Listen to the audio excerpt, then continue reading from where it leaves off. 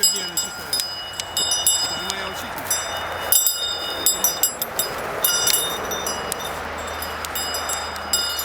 Андрей Анатольевич, куда мы идем? Мы идем в жилище Йомы-Бабы. Йома-баба.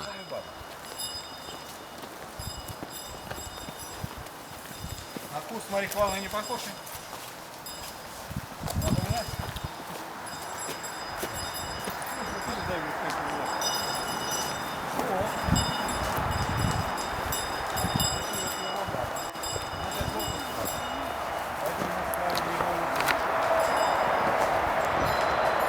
Страшно, нет?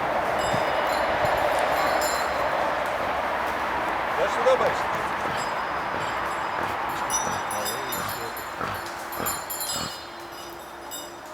Ну, она уехала. Сегодня у Бабая ты был, а сейчас Держи. в Йома-бабе. Только отремонтировали. Была такая халупа, сейчас у меня тут и кровать будет, и стол поставим, и печку сделаем. Отлично, Йома-баба. Агния. Так, пойдемте капище покажу. Идем на капище. Сделали капище. Отлично. Перун где? Ну, у нас не Перу.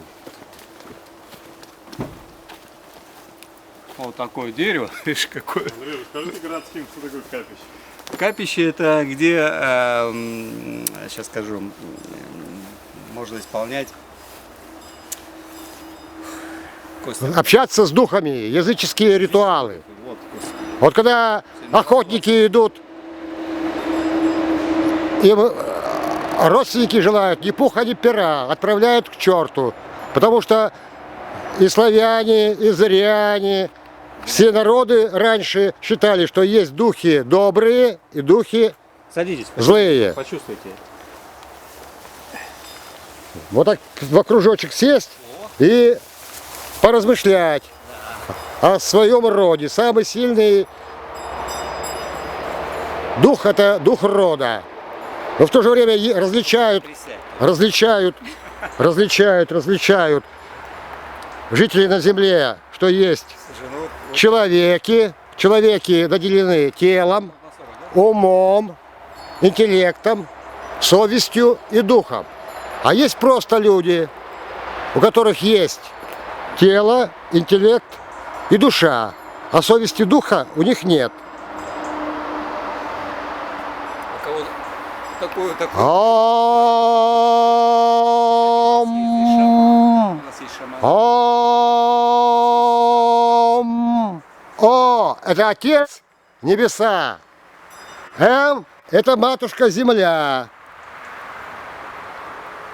Это обращение к нашим прародителям.